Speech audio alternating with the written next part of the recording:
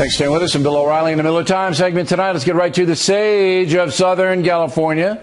Joins us from Santa Barbara. All right, Miller. President's speech coming up momentarily. What say you?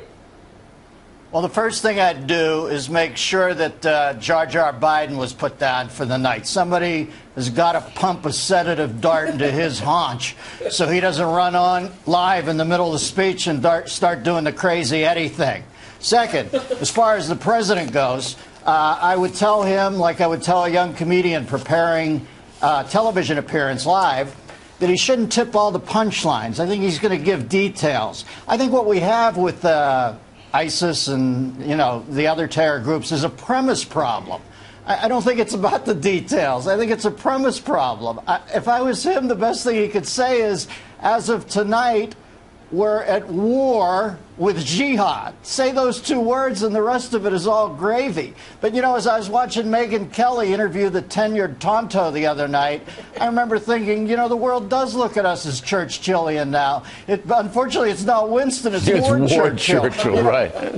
We need to be more Wilt Chamberlain and less Neville Chamberlain, because at this point, I think jihad looks at us, and ironically, I think they think Barack Obama's the JV. So if I was him, I'd say the word war against jihad. That's it. I would too. I agree 100%. You know, we've been underestimated by Nikita Khrushchev and the communists. You know, they were going to bury us. The jihadists underestimating us now. I mean, taunting us by beheading our citizens on the video. And I think Obama has got to just bring it. But whether he can bring it or not, that is the question. Whether he has, $64,000. you know, right. All right. Now, Miller and I fly around the country, and we know that the seats are getting smaller as Americans are getting larger. And when you put the seat back down, you can dislocate your jaw. I mean, it's crazy. And there are fights, literally fights breaking out, Miller, on the planes when the little seat back goes down. What say you? Last time you and I were on coach, Gary Powers was flying, all right? Some airlines don't have first, and they don't have business, like Southwest. They just, I fly them once in a while. You got to sit there. Oh, sure. Yeah, right. I know. You know, Billy, I was surprised that you installed one of those knee protectors on our private jet when we left Rapid City, South Dakota last year. I went to lean back, and usually you read me a bedtime story to put me to sleep on the Boulder Fresher tour. And I was leaning back thinking, okay, Billy's going to pick up the story of Johnny Stossel's magic stash, turn it into a caterpillar. And I found the knee protector there, and I thought, wow, this is really getting invasive. Folks, don't fly coach. If you have to go from New York to L.A., you're better off walking than flying coach, okay? Because you're going to sit down and coach. They're going to chain you to the oar and tell you to pay attention to the guy working the drum up at the front of the cabin. I mean, how did it happen? How did it get this bad?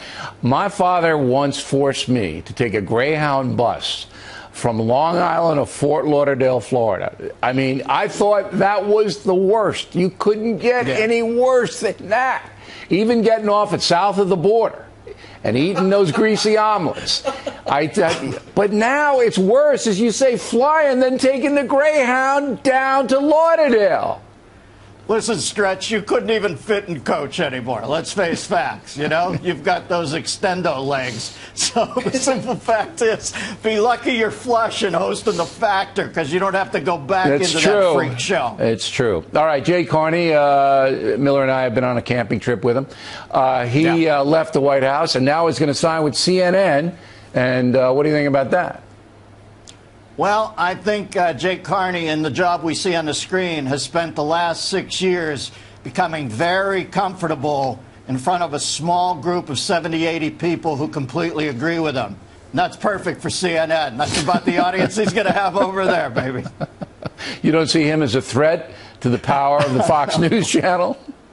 No, listen, Wolf Blitzer stays ever vigilant over there. He might not be paying attention to the world, but trust me, he's got Carney on a 24-hour lipstick spy cam in his dressing room. He knows what's up over there. You know, the other guy, and his name escapes me anymore, the guy who was before Carney, he works for CNN too, or at least he used to. He took some shots at Obama.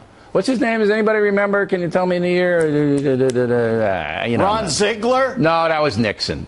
All right. What? Okay. Tell me. Nixon, Robert Obama, Gibbs. come on. They all Robert runs Gibbs. together. You know, there's like a Gibbsy. pipeline to CNN from the White House, but Gibbs, he's a little tough on Obama. You think Carney's going to do that? No, the White House press corps is the White House press secretary is CNN's intern program. All right, they work them out there, then bring them up to the mothership. Very good line. You become a White House spokesperson. Next stop, CNN. Dennis Miller, everybody. Martha.